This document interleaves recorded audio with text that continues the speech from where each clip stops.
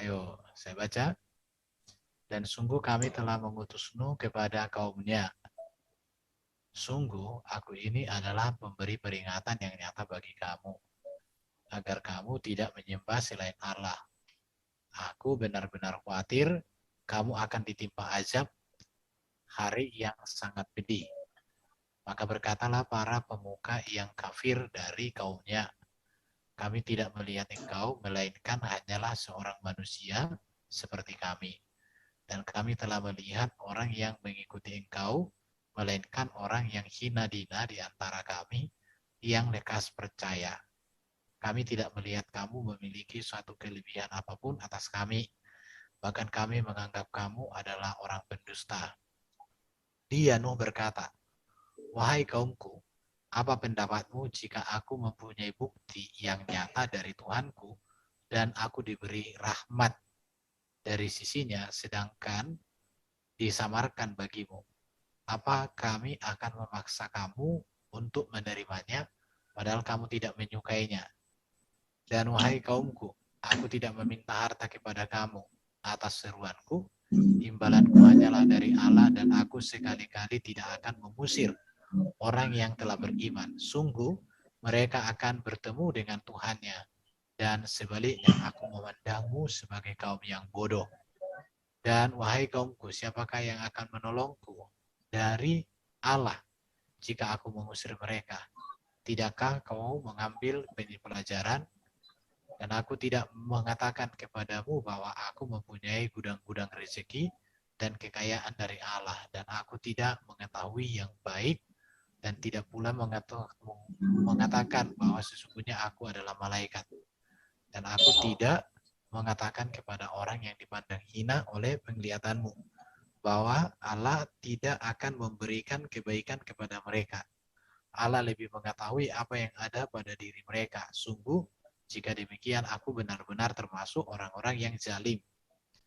Mereka berkata, wahai Nuh, sungguh engkau telah membantah dengan kami dan engkau telah memperpanjang bantahanmu terhadap kami. Datangkanlah kepada kami azab yang engkau ancamkan jika kamu termasuk orang yang benar. Dia Nuh menjawab, hanya Allah yang akan mendatangkan azab kepadamu jika dia menghendaki dan kamu tidak akan dapat melepaskan diri. Dan nasihatku tidak akan bermanfaat bagimu sekalipun aku ingin memberi nasihat kepadamu. Kalau Allah hendak menyesatkan kamu, dia adalah Tuhanmu dan kepadanya lah kamu dikembalikan.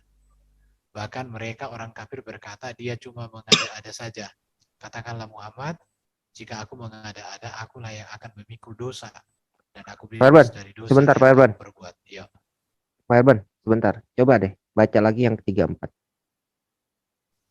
Dan nasihatku tidak akan bermanfaat bagimu sekalipun aku ingin memberi nasihat kepadamu kalau Allah hendak menyesatkan kamu. Dia adalah Tuhanmu dan kepadanya lah kamu dikembalikan. Di situ dikatakan apa? Kalau Allah hendak menyesatkan kamu. Iya, maksudnya apa bro? Ya. Jadi mereka percaya segala sesuatu takdir, baik orang kafir atau orang beriman, itu keputusan di tangan Allah SWT. Bukan keputusan, istilahnya gini. Yang membuat kafir, yang menyesatkan orang-orang menjadi kafir, itu adalah Allah SWT. Bukan daripada free will mereka. Gitu. Maka itu Karena kan di itu sini kan hendaknya dikatakan, kehendak Allah. Nah, di sini kan dikatakan, dan nasihatku tidak akan bermanfaat bagimu sekalipun aku ingin memberi nasihat kepadamu. Kalau Allah ingin menyesatkan kamu. Jadi logika untuk bermualaf, sebenarnya logika untuk bermualaf berhidayah karena ini sebenarnya nggak ada. Saya udah pernah bahas di dalam konsep Quran, logika untuk bermualaf itu sebenarnya tidak ada. Jadi kalau ada yang bilang, wah, gue mendapat hidayah segala macam, oh belum tentu, karena Quran menyatakan bahwa ketika lu mualaf, bukan Quran, hadis ya. Ketika lu mualaf, lu menjadi orang beriman. Pada saat lu akan mati, lu dalam sekejap bisa disesatkan.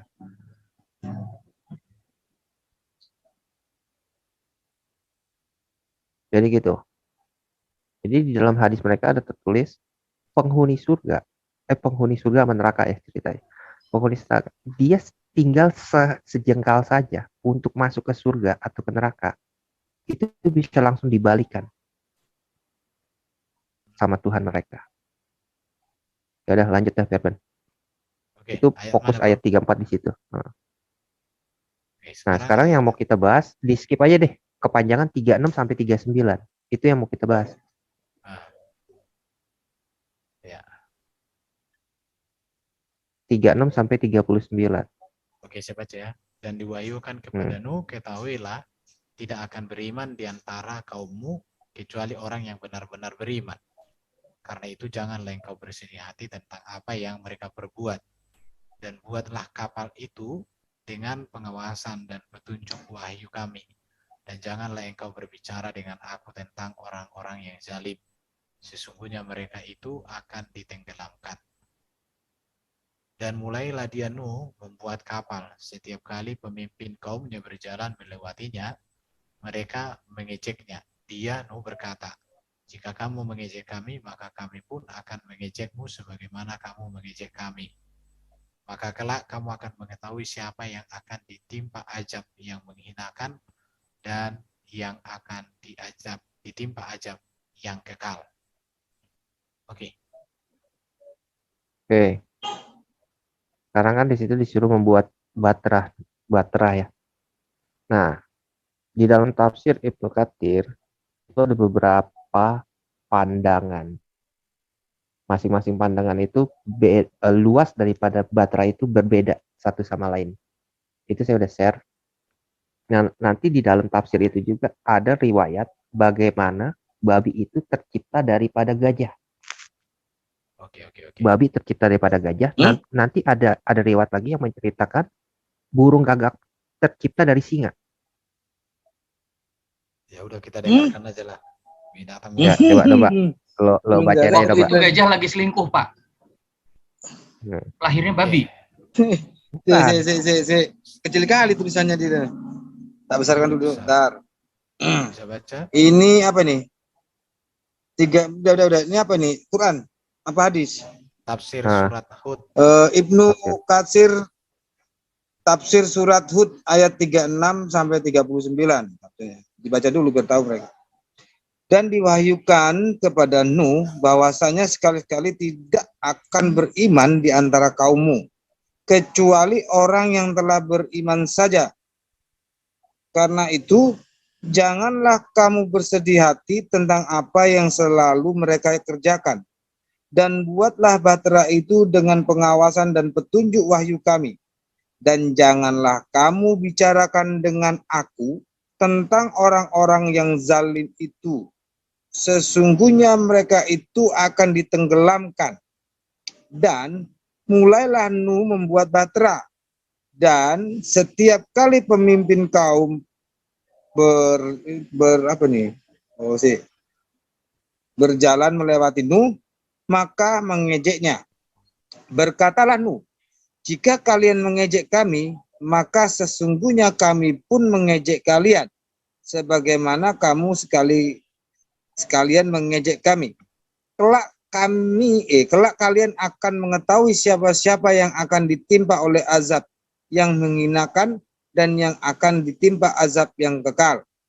Allah SWT menceritakan bahwa dia telah mewahyukan kepada Nuh di saat kaumnya minta kepadanya agar pembalasan dan azab Allah disegerakan terhadap mereka. Lalu, berarti permintaan Nuh ya, bawa ini ya, bawa air itu ya. Saya bacakan lagi ya. Allah SWT menceritakan bahwa dia telah mewahyukan kepada Nuh di saat kaumnya minta kepadanya agar pembalasan dan azab Allah disegerakan terhadap mereka. Lalu Nabi Nuh berdoa kepada Allah yang disebutkan oleh firman-Nya dalam ayat yang lain, yaitu berarti nantang azab, lalu Nabi Nuh minta dicepatkan. Ya Tuhanku, janganlah engkau biarkan seorang pun di antara orang-orang kafir itu tinggal di atas bumi. Waduh. Maka dia mengadu kepada Tuhannya bahwasanya aku ini adalah orang yang kalahkan, orang yang dikalahkan. Oleh sebab itu menangkanlah aku Nuh, ya. Tanda kurung ini kan aku ini Nuh ya. Ya, Maka pada sebentar ya, saat bro. itulah Sebentar, Allah sebentar, menurunkan. sebentar, bro. Ya. Sebentar, ya. Ya. Tadi kan dibilang kan jangan Bingung aku ini, tinggalkanlah Pak, ya. seorang pun dari orang, ya, jangan tinggalkan seorang pun dari kafir Ya. tinggal di muka bumi ya. Betul nggak? Kan ada beberapa Ya. muslim yang mengatakan bahwa banjir Nuh itu banjir lokal. Benar nggak? Bukan banjir seluruh dunia. Ya. Ya. Ya. Tetapi ada tafsir Ya, yang lain, bukan di surah ini, menceritakan bahwa banjir Nuh itu adalah banjir seluruh dunia. Berarti bukan banjir lokal. Nanti lebih detailnya lagi di surah yang lain gitu. Nah, inilah susahnya kita baca tafsir Ibnu sama Katsir. Ya, kita baca ini lanjut. untuk mencari tahu dari mana babi ini tercipta. Karena babi ini ternyata tidak masuk di dalam Batrah Nuh. Berarti jadi gini, konsekuensi logisnya ketika terjadi penciptaan, babi itu belum diciptakan. Kalau kita kan jelas, bukannya jelas, saya kan kita semua tuh, semua kan. Ya, hari pertama, hari kedua, hari ketiga, hari keempat, hari kelima, hari keenam, stop, hari ketujuh, ya kan, beristirahat. Nah, di dalam Ibnu Katsir ini diceritakan ada 3 binatang yang baru muncul itu ketika di dalam Batrah Nuh. 3 binatang, nggak main-main. Terus nanti ada tafsir kucing itu di surah 11 ayat 40 baru muncul kucing. Nah, di surah ini ada 3 binatang, babi, burung gagak atau apa, bukan burung gagak, babi, burung elang. Ya udah, ntar di bawah. Soalnya ini agak panjang dan juga agak ini sih. Ya. Gak apa-apa, yang penting kita bicara dalil lah, bukan asumsi. Iya. Dari mana tadi ini? Lanjut. Aku ya. Lanjut Al-Qamar 10. Maka pada saat itulah Allah menurunkan wahyu kepada Nuh, yaitu firman-Nya, bahwasanya sekali-kali tidak akan beriman di antara kaummu kecuali orang yang telah beriman saja. Hud 36. Karena itu janganlah kamu bersedih hati atas mereka dan janganlah sekali-sekali kamu menjadi sibuk dengan urusan mereka. Dan buatlah Batrahu itu, Hud 37, yakni kapal itu, dengan pengawasan kami, Hud 37, maksudnya di hadapan kami, ya. Dan petunjuk wahyu kami, Hud 3, yaitu dengan petunjuk dan pengajaran kami kepadamu tentang apa yang harus kamu lakukan. Dan janganlah kamu bicarakan dengan aku tentang orang-orang yang zalim itu. Sesungguhnya mereka itu akan ditenggelamkan. Sebagian ulama salaf mengatakan bahwa Allah memerintahkan Nabi Nuh agar menanam pohon-pohonan. Oh, berarti Nuh yang nanam, bro. Iya, aku pernah dengar gitu, bro. Sebagian ulama salaf mengatakan bahwa Allah memerintahkan Nabi Nuh agar menanam pohon-pohonan. Setelah besar, ditebang, lalu dikeringkan. Hal ini memakan waktu 100 tahun.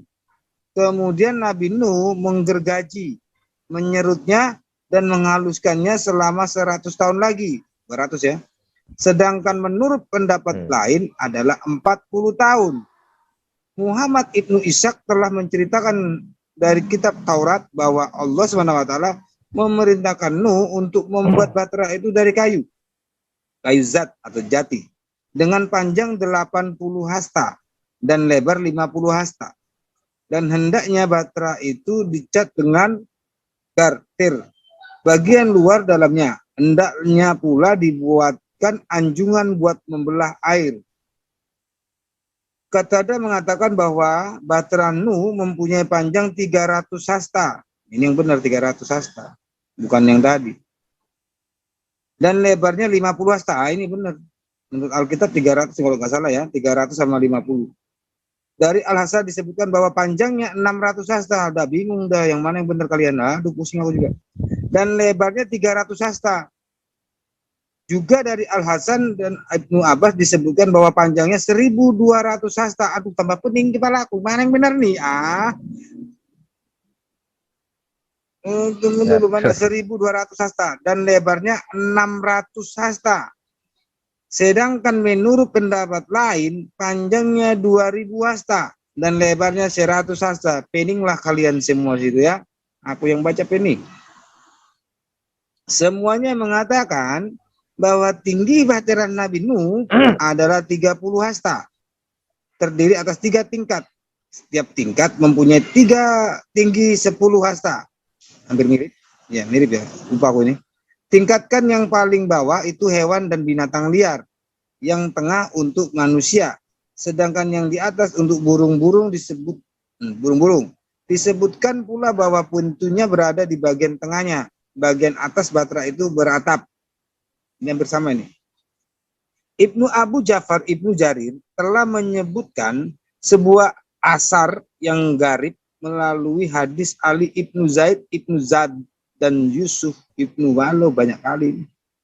Ibnu Mahran dan Abdullah Ibnu Abbas. Disebutkan bahwa Ibnu Abbas telah mengatakan bahwa kaum Humariyain berkata kepada Isa Ibnu Maryam, "Mak, ini kepalaku, kok ada Maryam di sini?" Disebutkan bahwa Ibnu Abbas telah mengatakan bahwa ya, lu lanjut. Ya. Bacanya nanti pelan-pelan deh. Bacanya pelan-pelan. Lu bakal melihat Ya, betapa powerfulnya ini Isa Ibnu Maryam. Isa Ibnu Maryam ini powerful banget di dalam di dalam tafsir ini. Bacanya pelan-pelan deh. Ya. Oke. Ya. Kemana? Kepada Isa Ibnu Maryam, sebaiknya engkau mengirimkan seorang lelaki sebagai wakil dari kita semua untuk melihat bahtera itu. Tunggu. Tak baca lagi, ulang lagi ya.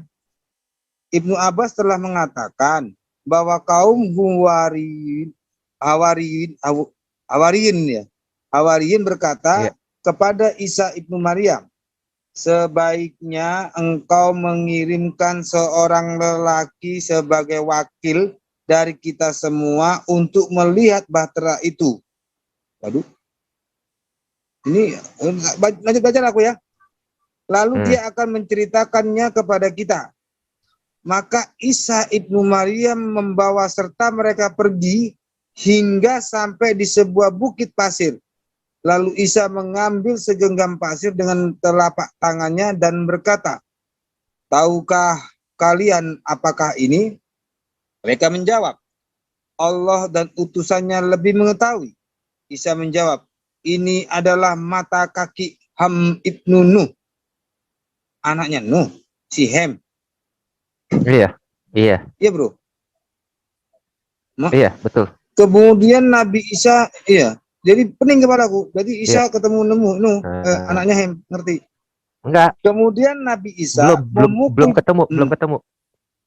Pada saat itu belum ketemu, belum. Ini adalah mata kaki Ham. Iya. Iya. Jadi kan kemudian Nabi Isa memukul bukit pasir. Ya udah. Kemudian Nabi Isa memukul bukit pasir itu dengan tongkatnya seraya bersabda, "Berdirilah dengan seizin Allah." Ya. Jadi bukit pasir itu dipukul sama Isa. Ya. Berarti dia membangkitkan Jadi Ham, gini, anaknya Nuh. Jadi gini, Bro. Yang dilihat orang-orang bukit pasir itu adalah Ham, anaknya Nuh. Nangkep gak poinnya? Jadi orang-orang ngelihat itu adalah bukit pasir, tetapi sebenarnya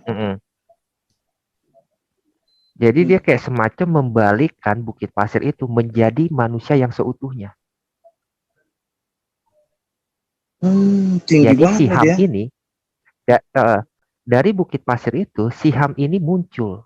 Jadi kayak semacam apa ya? Kayak semacam ada yang pernah nonton Transformer kan? Transformer kan ada yang manusia dari pasir tuh.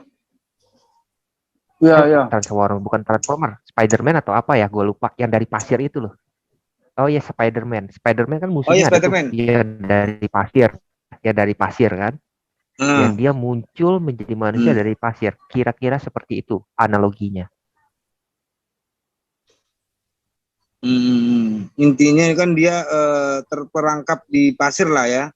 Akhirnya dipukul sama Isa.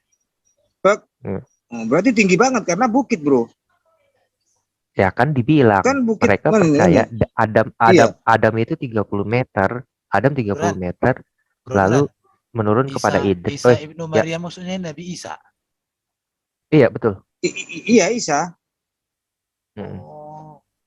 Jadi Isa ini memukul bukit pasir. Bukit pasir mah pasti kan gede, namanya bukit. Kalau gundukan mah bukan pasir. Bukan bukit. Jadi sebenarnya bukit pasir itu adalah Siham gitu loh. Siham yang istilahnya berubah wujud gitu kan. Nah kan ya, di sini kan dikatakan terperangkap di situ lah. Ya. Tiba-tiba berdirilah Ham seraya menepiskan pasir yang ada di kepalanya yang telah beruban. Jadi Ham di dalam tafsir ini itu nggak mati, bro. Dia menjadi bukit pasir. Dia menjadi bukit. Kan dikatakan di sini telah beruban, ya kan? Isa bertanya kepadanya, apakah dalam keadaan seperti ini ketika kamu mati? Ham ibnu Nuh menjawab, tidak, aku meninggal dunia dalam usia masih sangat muda. Bingung nggak sekarang? Dikatakan Ham itu meninggal pada usia muda, tetapi dia beruban. Tetapi mati suri itu, bro. Kan, mungkin mati suri dia. Mati suri gitu ya. Bisa jadi. Jadi seperti dia selama mati suri itu dia ketutupan pasir dan itu dia menembus waktu gitu. Bisa juga kan? Seperti rambutnya memutih. Ngayalnya jauh bener ya pokoknya. Ya, kita coba tetapi aku menduga tetapi aku menduga bahwa kematian itu merupakan hari kiamat. Nah, dia sekarang menduga nih kematian itu hari kiamat. Berarti dia nggak merasa mati dong, benar nggak? Karena itulah maka aku beruban. Isa bertanya, ceritakanlah kepada kami tentang bahtera Nabi Nuh. Ham ibnu Nuh menjawab, panjangnya adalah 1.200 hasta dan lebarnya 600 hasta. Bahtera itu terdiri atas 3 tingkat. Salah satunya untuk hewan dan binatang liar, yang lainnya untuk manusia, dan yang terakhir untuk burung-burung. Ham melanjutkan kisahnya. Setelah kotoran hewan terlalu banyak, maka Allah menurunkan wahyu kepada Nuh, memerintahkan kepadanya untuk menggelitik ekor gajah. Inilah awal mulanya babi. Lu lanjutin deh bacanya deh, bro. Iya. Kita baca lah. Setelah kotoran hewan terlalu banyak, maka Allah menurunkan wahyu kepada Nuh, memerintahkan kepadanya agar menggelitik ekor gajah. Maka Nuh menggelitiknya. Lalu dari ekor gajah itu keluarlah seekor babi betina yang langsung melahap kotoran tersebut. Cemananya ini? Tapi gak apa-apa lah. Berarti kan aku kan orang Batak lah ya. Jadi berarti gini ya. Ketika binatang-binatang masuk, babi nggak masuk dong. Kalau kita bicara konsekuensi sebab akibat, benar nggak? Iya. Ini kan semua binatang kan masuk. Semua binatang masuk. Ketika semua binatang masuk, berarti babi tidak masuk. Ketika babi tidak masuk, otomatis babi tidak diciptakan pada awal mulanya. Nangkep nggak poin gue? Iya. Kan nangkep. Semua. Karena nggak waktu kotoran banyak itu kan gajahnya belum ada. Babinya. Gajah udah ada, babi belum ada. Iya. Jadi ketika binatang-binatang dimasukkan, ketika air bah mau mulai keluar dari bumi, ya kan? Semua binatang kan dimasukkan kan? Maka itu kan dikatakan ada 3 tingkat. Satu untuk hewan-hewan. Hewan-hewan kan berarti secara seluruh, secara seluruh hewan dong. Nah, ketika kotoran sudah banyak, lalu digelitiklah ekor gajah sehingga keluar babi. Berarti konsekuensi sebab akibatnya adalah babi pada saat itu belum ada. Dah, iya. Sebelum Karena dia Bahtera berasal Nuh, babi dari itu belum ada. Iya. Lanjut ya, Bro. iya, karena babi adanya waktu gajah digelitik. Iya, Baru betul. gajah itu mengeluarkan seekor babi betina yang langsung melahap kotoran tersebut.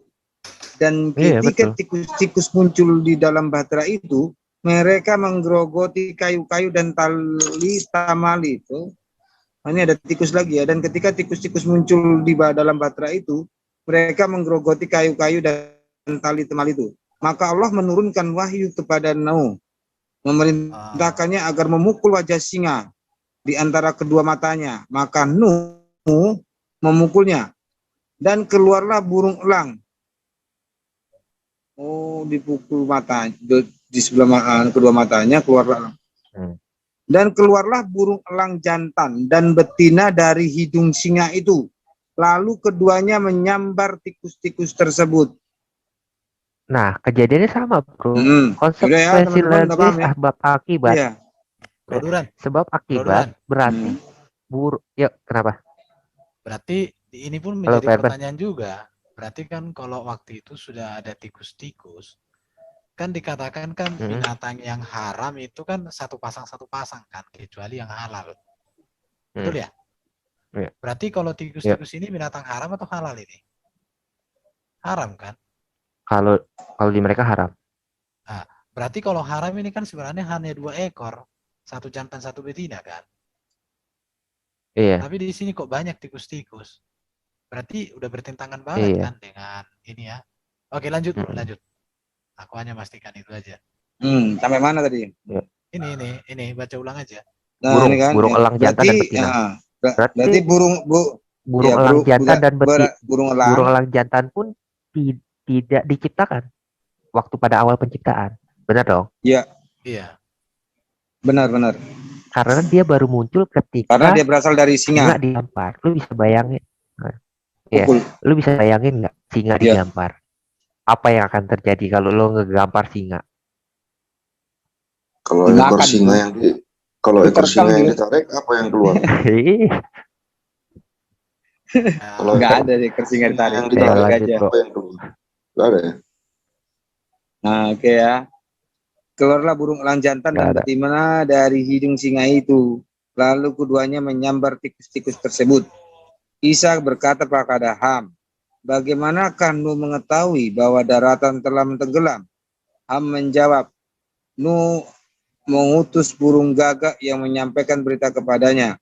Tetapi burung gagak itu menjumpai bangkai. Lalu burung gagak itu hinggap padanya dan memakannya. Maka Nuh berdoa kepada Allah, semoga burung gagak selalu dicekam rasa takut. Karena itulah burung gagak tidak bisa tinggal di rumah-rumah. Iya kah? Lanjut, naik dulu, gak kelihatan. Naik play. Aduh. Udah. Jadi gini, rumah. Bro. Menurut tafsir ini, kenapa burung gagak itu tidak bisa dipelihara? Nah, menurut tafsir ini, awal mulanya burung gagak tidak bisa dipelihara atau tinggal di rumah karena dia memakan bangkai. Lalu didoakan oleh Nuh. Setelah didoakan oleh Nuh, timbul perasaan cemas dan takut di dalam diri burung gagak itu. Burung gagak pun ternyata punya rasa cemas dan takut, gitu loh. Kok bisa tahu? Iya, benar. Ya, lanjut. Apa lah? Aku nggak ngerti lagi. Iya, benar. Jadi burung gagak itu didoakan, maksudnya dikutuk lah sama Nuh ya, supaya burung gagak itu tidak mempunyai rasa apa nih? Mana tadi? Jadi gini ya. Awalnya burung gagak itu tidak punya rasa takut. Awalnya burung gagak itu bisa tinggal di rumah awalnya. Tetapi ketika dia dikirim oleh Nabi lalu dikutuk untuk melihat apakah daratan telah kering, dia memakan bangkai. Burung gagak kan katanya pemakan bangkai nih, dimakan bangkai, lalu dilihat sama Nuh, dia makan bangkai nih. Akhirnya didoakan. Ketika didoakan, lalu timbullah perasaan takut dan cemas pada diri burung gagak. Jadi burung gagak pun ternyata mempunyai istilahnya sakit mental. Kan ada tuh sakit mental yang Iya, rasa terus cemas. gitu. Iya. Iya, betul. Kurang lebih seperti itu. Iya. Gitu. Memang ada aturan burung bangkai Oke. dilarang makan, burung gagak dilarang makan bangkai. Aturannya ada nggak? Nggak ada. Bukan, jadi nggak ada. Jadi burung bangkai itu ceritanya disuruh pergi sama Anu melihat daratan. Ternyata burung gagak ini makan bangkai. Karena ketahuan Terus- makan bangkai, lalu didoakan. Nah, terus Itu, salahnya gagak di mana? Ini kayak cerita setan tidak mau tunduk sama Adam ini. Nah, salahnya gagak di mana, enggak, kasihan? Bro. Nah. Ya apa di sini? Bukan itu. Kemana ini kok balik ke sini kok, Hud? Ya, justru itu intinya Bro burung Billy, kita yang harus menanyakan kepada mereka salahnya gagak apa makan bangkai gitu loh. Kita harus menanyakan kepada mereka, salahnya gagak apa nih makan bangkai? Salahnya di mana kok bisa sampai dikutuk? Iya, bangkai apa yang dimakan itu juga kan? Nah, iya, bangkai apa yang dimakan? Gitu. Iya. Dan lagian juga kan, kalau kita pikir-pikir kan, berapa tahun sih apa itu? Kalau menurut saudara kita ini, berapa lama itu air itu terus menutupi bumi, Bro Duran? Ini kok nggak enak. Kalau kita kan 1 tahunan Itu. kan? Di komen bilang. Iya. Di komen bilang burung gagak bisa cemas, kasih obat paracetamol aja. Itu aman buat burung gagak dan pasien geger otak. Bisa aja kau.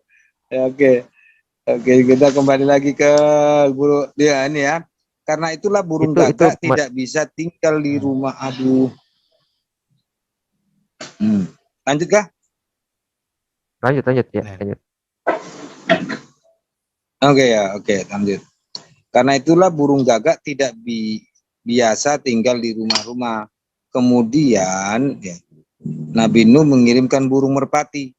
Lalu burung merpati itu datang dengan membawa daun pohon zaitun pada paruhnya dan daun pohon itin pada kakinya.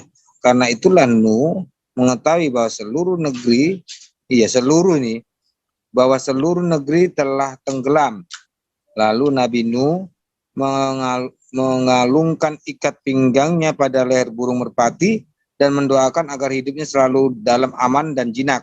Karena itulah banyak burung-burung merpati bisa tinggal di rumah-rumah. Ada. Perhatikan air. Ya. Terus pintunya jangan terlalu malam kok kunci. Oke, lanjut. Hadi. Ayo lanjut. Kaum Haryun berkata, wahai utusan Allah, bolehkah kami membawa Ham ini kepada keluarga kami dan duduk bersama kami seraya bercerita kepada kami? Isa menjawab, mana mungkin orang yang tidak mempunyai rezeki dapat mengikuti kalian. Maka Nabi Isa berkata kepada Ham, Suaranya kecil. Maka Nabi Isa berkata kepada Ham, kembalilah kamu seperti semula dengan seizin Allah. Maka kembalilah Ham dalam bentuk semula, yaitu berupa pasir. Wih, berarti si Ham ini menjadi pasir, kemudian bisa menjadi orang dan kembali pasir lagi gitu. Iya.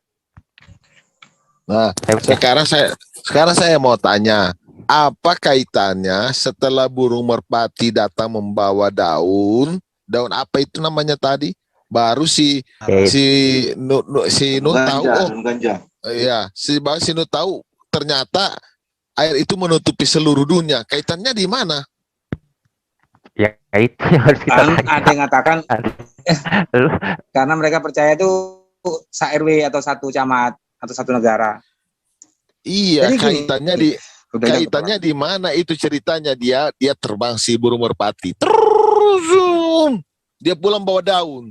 Setelah dia bawa daun, dikasihlah sama Nuh. Nuh langsung tahu. Berarti airnya ini menutupi seluruh dunia. Sinkronnya di mana ini? Coba dibaca lagi, Domba. Jangan kamu yang salah baca, Domba. Iya. Enggak benar. Dari situlah Nuh tahu bahwa seluruh negeri telah tenggelam itu. Ya, Karena sangkut itulah pautnya di Nuh mengetahui bahwa seluruh ya nggak tahu bro. Si Nuhnya ini yang salah tafsir. Jadi daun burung bukan. itu Jadi kan kalau untuk yang bikin aku sarang.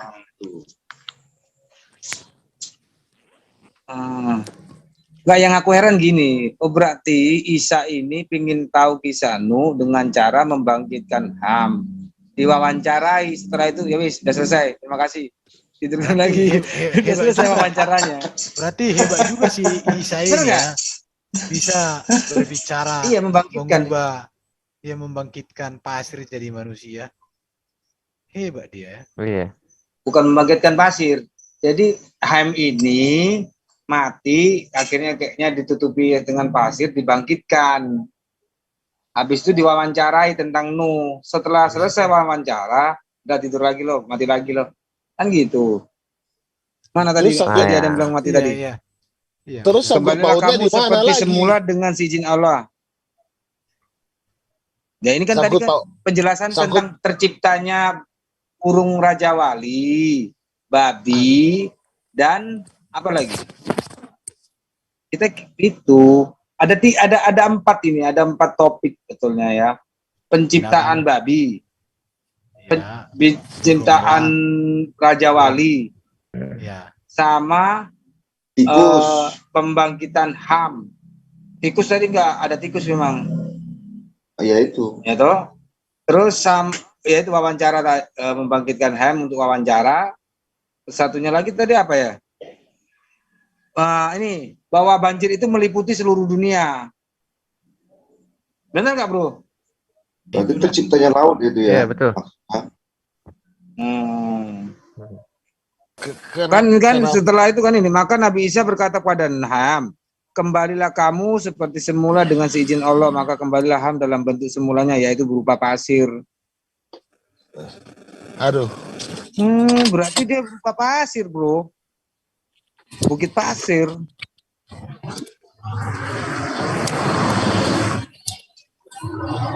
Iya toh? Jadi itulah kawan-kawan ya. Jadi gini ya. memang yang masuk dalam kapal Nuh itu ini satu siapa? yang nggak ada binatang. Yang ribut ini si Lim ini. Si Billy. Wow, jadi terus. binatang yang baru diciptakan di zaman Nuh itu namanya satu kucing, kedua babi, ketiga burung Raja Wali. Jadi sebelum Nuh, banjir Nuh itu 3 binatang ini nggak diciptakan. Bener nggak bro? Iya, kurang lebih seperti itu ya. Bener. Nah, halo. Tapi kami tetap benarkah seperti ini gitu ya? Iya, dengar bro. Lanjut. Ya, kita bertanya ya. Menarik ini. Kalau ada lagi kita baca lagi. Kalau binatang yang masuk surga itu apa itu, Bu? Di mana itu? Itu di Al-Kahfi surah 18. Cuman nanti dulu anjing itu ya. Bentar. Nuh dulu lah. Anjing. Enggak, yang binatangnya rajin berbuat amal kayaknya ya. Makanya dia itu nama binatangnya anjing ya, kalau nggak salah. Mau kemana lagi? Rajin beramal dia. Oh mungkin ini kan tak kasih judul gini, Duran. Kenapa babi itu haram? Kemungkinan karena babi itu makan kotoran. Bisa. Itu kan. Jadi Allah menciptakan babi itu untuk membersihkan kotoran binatang-binatang itu toh. Makanya diharamkan. Atau gimana? Kan ini tanda tanya ini. Ya udah, kita bongkar. Tapi kan waktu zaman itu kan belum haram, bro. Waktu zaman itu kan belum haram. Oh iya. Belum haramnya di mana? Belum ada kisah haram di situ. Pada saat itu kan belum ada kisah haramnya di situ babi. Belum. Apa mungkin diharamkan itu karena tahu bahwa babi itu cuma diciptakan untuk makan kotoran? Enggak, itu nanti larinya ke surah berapa ya, lupa gua. Surah 369 atau berapa lupa. Tapi sekarang gini. lihat yang di tafsir yang 40, bro. Kan bisa tuh lo klik back atau apa, entah tafsir yang ke-40-nya itu menceritakan bahwa ternyata setan itu ikut masuk ke dalam batra itu. Jadi awalnya Iya, mungkin Pak. ya, gua nggak tahu, awalnya mungkin iblis setan itu akan dimusnahkan juga pada Batrah Nuh. Pada saat banjir Nuh, air bah itu. Tetapi setan ikut masuk, dia menumpang kepada ekor keledai. Ya. Di mana ini? 40 ya? Dibaca aja biar enak dibaca aja. Nanti dikiranya aku tahu gitu. Nah, aku herannya gini, Bro. Tentang kisah itu aku herannya, ini jin ini berbentuk wujud, apa nggak bisa terbang? Kenapa harus narik keledai? Emang dia masuk langsung nggak bisa dari bawah? Bentuk roh kan? Kan bisa tembus, kayak Casper aja bisa tembus. Kenapa harus geret keledai? Yang Ini ke-40-nya udah. jin cluster ini apa gimana? Ini jinnya Itu mungkin yang yang Mana? belum Ini ya? lulus. Yang nggak lulus mungkin, yang jinnya. ini ya. Tafsir ringkas Kemenek. Bukan. Ini apa nih? Tafsir. Udah gue share di chat ya. Ini sebenarnya. Udah gue share. Lahir band, biar aku yang baca apa? Lahir band yang baca.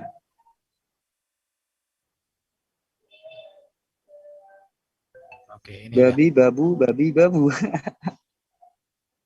baca dong. Ini tafsir surat Oke, tafsir surat Hud ayat 40. Lai baca apa aku? Bacalah, Lai. Aku share. Hingga apabila pemerintah kami datang dan dapur telah memancarkan air. Dapur telah memancarkan air, maksudnya apa nih? Maksudnya air-air yang dari air-air yang dari mata air bumi itu keluar. Dimasak. Bukan, air yang keluar, air-air yang dari mata air yang di bawah bumi nih, keluar semua. Itu disebutnya air yang keluar daripada dapur-dapur gitu loh.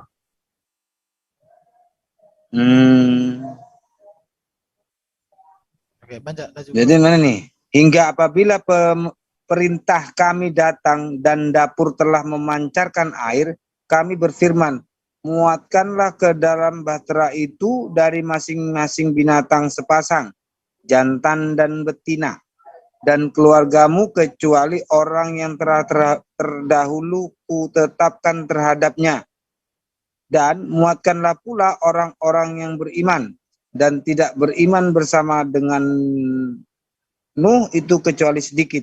Oh, berarti orang yang tidak beriman masuk juga, bro. Dan tidak beriman orang-orang yang beriman, iya dong. Terdahulu. Aku cari poin dulu. Jadi jadi binatang apa yang diciptakan setelah air bah? Ya itu tadi, babi, terus kucing, burung Raja Wali. Kucingnya belum kelihatan. Oh, jadi iya, kucingnya belum kelihatan kucingnya. Jadi kalau kamu mau bicara, kamu ngomong begini. Halo adik-adik, sekarang mau cerita zaman dahulu belum ada yang namanya binatang babi, binatang gagak, binatang kucing, belum ada. Nah, ini ceritanya. Pada zaman dahulu ada air naik, ya kan gitu ceritanya. Nah, coba kamu kamu cerita seperti itu. Asik-asik, coba dong, Mbak. Kamu ngomong, kamu ajarin kita dulu cerita. Kalau kucing janganlah. Jangan dulu, inilah kita baca ini dulu dari aja. Mana? Dari apanya tadi dipukul babi? Gajah, ekornya digelitik. Ya, ekor gajah ekor. Kalau burung apa tadi? Burung Raja Wali? Singanya digampar. Burung lang. Matanya dipukul. Matanya dipukul. Nah, di tengah-tengahnya, sekitar matanya. Di tengah-tengah mata kanan dan mata kiri. Yang dekat. Gini aja pesan-pesanku, teman-teman yang ada di Ragunan, segera aja kalian temui apa itu gajah. Di Ragunan kan ada gajah banyak. Iya, tutup matanya, pukul. Kalau lumayan nanti keluar elang dijual. Ini kita harus kasih tahu babi. Kita harus pergi ke babi, kasih tahu asal usulnya dari gajah. Biar dia tahu diri si babi itu kalau berhadapan dengan gajah. Iya. Karena dia tercipta dari situ ya. Ini baca, lanjut dulu. Oke. Hingga apabila perintah kami datang dan dapur telah memancarkan air, kami berfirman, muatkanlah ke dalam bahtera itu dari masing-masing binatang sepasang jantan dan betina dan keluargamu kecuali orang yang telah terdahulu kutetapkan terhadapnya ya. Dan muatkanlah pula orang-orang yang beriman dan tidak beriman bersama denganmu itu kecuali sedikit. Jadi yang tidak beriman itu boleh ikut tapi sedikit ya. Hal ini merupakan janji Allah kepada Nuh yang menyatakan bahwa apabila telah datang perintah Allah yang berupa hujan yang berturut-turut tiada hentinya disertai dengan luapan air yang tak pernah berhenti. Bahkan keadaannya adalah seperti yang diungkapkan oleh Allah dalam ayat yang lain, yaitu maka kami bukakan pintu-pintu langit dengan menurunkan air yang tercurah dan kami jadikan bumi memancarkan mata air maka bertemulah air-air itu dan satu urusan yang sungguh telah ditetapkan dan kami angkut Nuh di atas bahtera yang terbuat dari papan dan paku yang berlayar dengan pemeliharaan kami sebagai balasan bagi orang-orang yang diingkari. Nuh Al-Qamar 11 ayat 14. Adapun firman Allah SWT, dan dapur telah memancarkan air, Hud 40, diriwayatkan dari Abu Hurairah dengan tenur ialah permukaan bumi.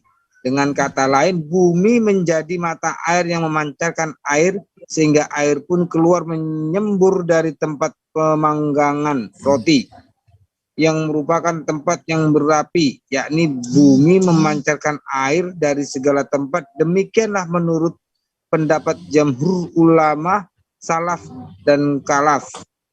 Dari Ali Ibnu Talib dan diriwayatkan Zum ini siapa nih?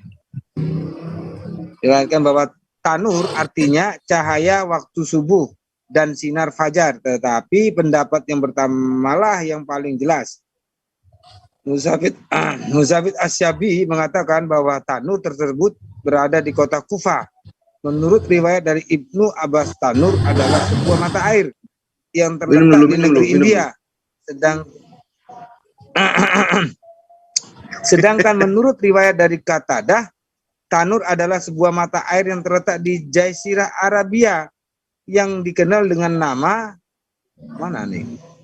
mata air Wardah. Tetapi semua pendapat di atas memprediksi, masih prediksi, garib, aneh. Maka pada suatu itu Allah memerintahkan kepada kepada Nuh untuk membawa bersamanya ke dalam bahtera itu dari setiap jenis makhluk yang bernyawa sepasang jodoh.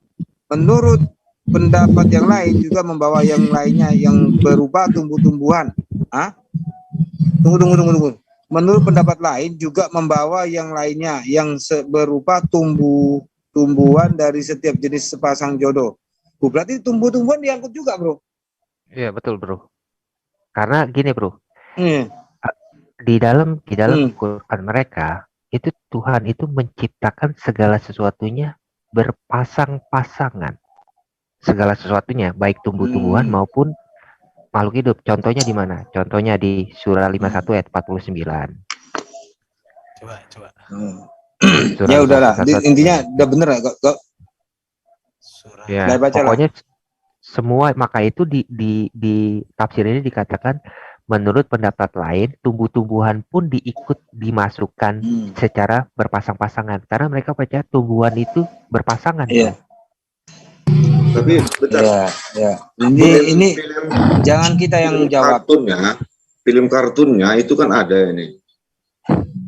Berarti tidak sesuai dengan ceritanya ini. Itu gimana itu? Film kartun yang mana? Cari tempat yang enak, Bro Lim. Nabi Nuh versi mereka itu ada, tapi yang pasir gundukan besar itu nggak ada. Malah cerita di film kartunnya mirip yang ada di Bible malah. Jadi gini, bro ya. Kalau mirip, bingung semua kok. Kalau film kartun itu berarti kan narasi itu berdasarkan siapa yang mengcreate, bro. Jadi mereka mau mengambil yang mana nih arah ceritanya? Apakah mereka mau menyamakan dengan yang di Alkitab atau mereka mau menyamakan dengan yang ditafsir? Berarti kan kalau ada mereka kejujuran itu. Ya, gini, kalau mereka menyamakan dengan yang ditafsir, itu ibaratnya mereka mempermalukan diri sendiri, bro. Contoh, Sendiri. iya, ketika anak kecil lu ilustrasikan singa digampar keluar burung, apa yang akan terjadi di dalam benak ibu-ibu para anak kecil ini? Kan nggak masuk akal, benar nggak? Atau gajah Tertawa, dikelitik, ya, gajah dikelitik ekornya keluar babi, Keluar kan nggak babi. masuk akal. Walaupun itu animasi ya. Iya. Jadi akan tertawa ya. Iya. Nah, nanti di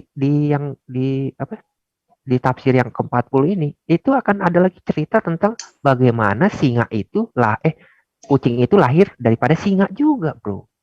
Jadi singa ini melahirkan dua binatang, bersin. satu burung elang, satu lagi kucing. Iya. Gitu. Kalau Jadi pengen terbang dipukul. Iya, kalau dibilang Ini berapa kenapa nih? nggak sama dengan Kurang berapa kartun ya, tadi? kita nggak tahu juga kenapa dia nggak mau itu kan. Kurang berapa tadi, bro? Iya, ngambil literatus. Yang mana nih? Yang berpasangan? Iya. 51 berapa tadi? Sebentar. Yang aku adalah aku di mute, Pak, kalau nggak bicara, Pak. Oke. Komennya di chat lucu-lucu. Jadi begini, kenapa diciptakan berpasang-pasangan supaya ada hasilnya. Jangan-jangan buah apel, pohon apel yang pohon apel atau pohon apapun yang menghasilkan buah itu hasil perkawinan, sudah pasti begitu. Tanpa perkawinan tidak mungkin berbuah. Kan begitu. Ya, itu logikanya. Kita kalau kita pikirkan ya ilmu biologinya kan nggak ada pohon perempuan, pohon laki itu nggak ada ya. Kan larinya ke saripati itu semua kan, bunga. Oh enggak, di surah 5149 Jadi, sama gini, bro. Surah kalau enggak yang gini deh, yang paling jelas surah 36 ayat 36. Itu paling jelas banget. Maha suci Tuhan yang telah menciptakan pasangan-pasangan semuanya baik dari apa yang telah ditumbuhkan oleh bumi. Ingat loh. Surah baik apa yang telah ditumbuhkan oleh bumi. 36. Surah 36 ayat 36. Surah 36 ayat 36 itu kan jelas dikatakan baik dari apa yang ditumbuhkan oleh bumi. Berarti pohon itu diciptakan berpasangan. Ada male dan female. Menurut mereka. Tanpa pasangan tidak mungkin berbuah. Itu logikanya. Betul. Iya. Tanpa pasangan tidak mungkin menghasilkan buah. Kita nggak tahu juga pemikirannya seperti apa, kita nggak tahu.